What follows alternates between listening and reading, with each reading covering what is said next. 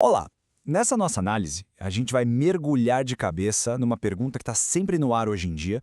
Será que a gente está no controle ou será que estamos sendo controlados? Vamos investigar a fundo como a tecnologia, mais especificamente os algoritmos, pode estar sendo programada para literalmente hackear a mente humana. Parece um mistério, né? Aquela sensação de querer se desconectar, mas simplesmente não conseguir. Aquele impulso quase que automático de pegar o celular sem nem pensar direito. Por que será que isso acontece com tanta gente? A resposta, olha, é bem mais complexa do que parece.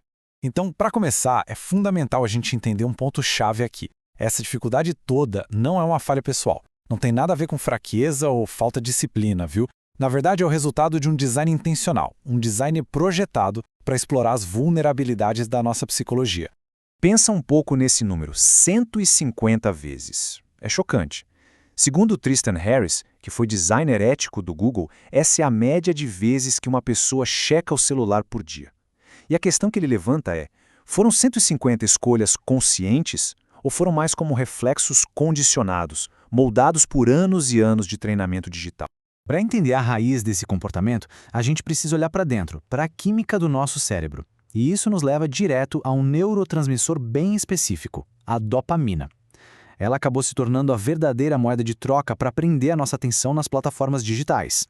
E aqui tem um ponto que muda tudo. Ao contrário do que muita gente pensa, a dopamina não é a molécula do prazer.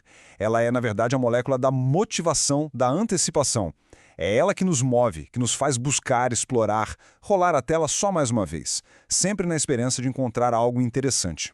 E essa busca por antecipação cria um ciclo, um loop, que é bem simples, mas extremamente poderoso. A ação de rolar a tela leva à antecipação, que pode gerar uma recompensa. E quando essa recompensa vem, o cérebro aprende na hora. Opa, isso foi bom, vamos fazer de novo? E assim o ciclo se repete, e o hábito fica cada vez mais forte.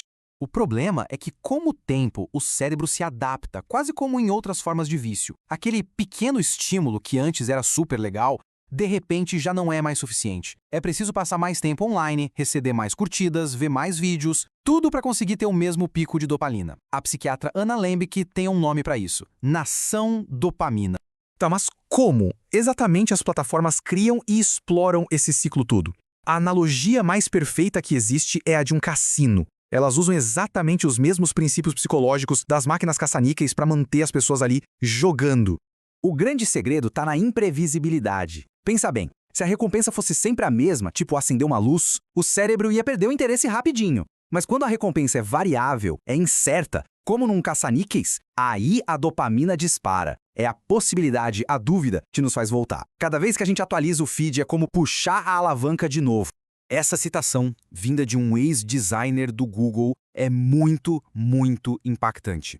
A ideia do caça-níqueis deixa de ser só uma metáfora e se torna basicamente a descrição de como esses aparelhos foram projetados para funcionar num nível fundamental. E quais são os jogos desse cassino digital? Bom, tem o scroll infinito que nos mantém rolando a tela para sempre. O autoplay, que decide o que vamos ver a seguir, tirando a nossa escolha. As notificações que ficam nos cutucando, nos puxando de volta o tempo todo. E claro, a validação social das curtidas e comentários. Cada um deles é um mecanismo para manter a alavanca sendo puxada. Mas o design não é usado só para viciar. Ele também pode ser, digamos, deliberadamente enganoso. O nome técnico para isso é Dark Patterns, ou padrões obscuros.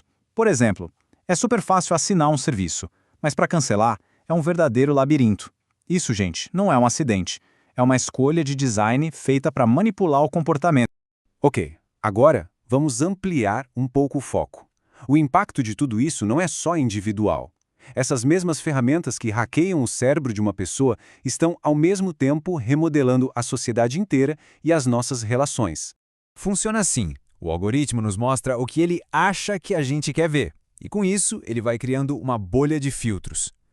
O grande problema é que, ao fazer isso, ele nos isola de qualquer coisa que desafie as nossas visões. A gente acaba preso numa câmara de eco, onde nossas próprias crenças são constantemente reforçadas, de novo e de novo.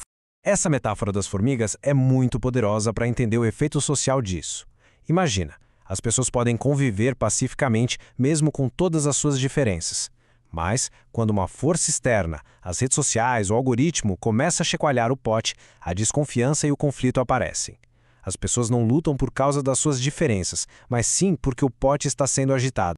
E o resultado desse ambiente todo agitado é o que se chama de polarização afetiva. Não se trata mais de discordar de ideias. A coisa passa a ser uma aversão pessoal, um sentimento de que quem pensa diferente é uma pessoa ruim, mal intencionada. O afeto ou a falta dele vira o principal critério das nossas relações. E ainda tem um custo cognitivo. Um termo bem recente, brain rot, que pode ser traduzido como apodrecimento cerebral, foi eleita a palavra do ano e descreve essa sensação perfeitamente. Um esgotamento mental causado pelo consumo sem fim de conteúdo trivial que vai minando a capacidade de concentração e de pensamento profundo. Certo. O diagnóstico é bem complexo, né? Até um pouco assustador. Mas a boa notícia é que a gente não está impotente nessa história. É totalmente possível retomar o controle, só que isso exige consciência e, claro, ação. A grande pergunta que fica é, se o ambiente digital é um cassino, como é que se encontra a porta de saída? A resposta é que existem sim algumas estratégias bem práticas para isso. Vamos lá. Algumas ações diretas e muito eficazes. Primeiro, desligar notificações já corta os gatilhos constantes. Depois, criar horários de uso devolve a intencionalidade. Substituir o hábito de checar o celular por outra atividade no mundo real é crucial. E num nível mais amplo, é importante exigir um design mais justo, mais ético, que coloque o bem-estar humano em primeiro lugar. No fim das contas, o ponto central é que a solução não é só tecnológica, ela é profundamente humana. Significa escolher, de forma consciente, a presença em vez da distração, a atenção em vez do automatismo. É quase um convite para reinvestir nas conexões do mundo real, sabe? E para fechar, fica uma reflexão final.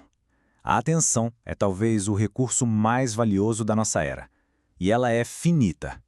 A cada momento, a gente faz uma escolha sobre para quem ou para o que entregamos esse recurso tão precioso. É uma escolha que vale muito a pena ser consciente. Bom, chegamos ao fim da nossa análise. Se esse tema provocou alguma reflexão, deixe um comentário aqui. E aproveita e conta pra gente, que outro assunto complexo você gostaria de ver destrinchado por aqui. Até a próxima!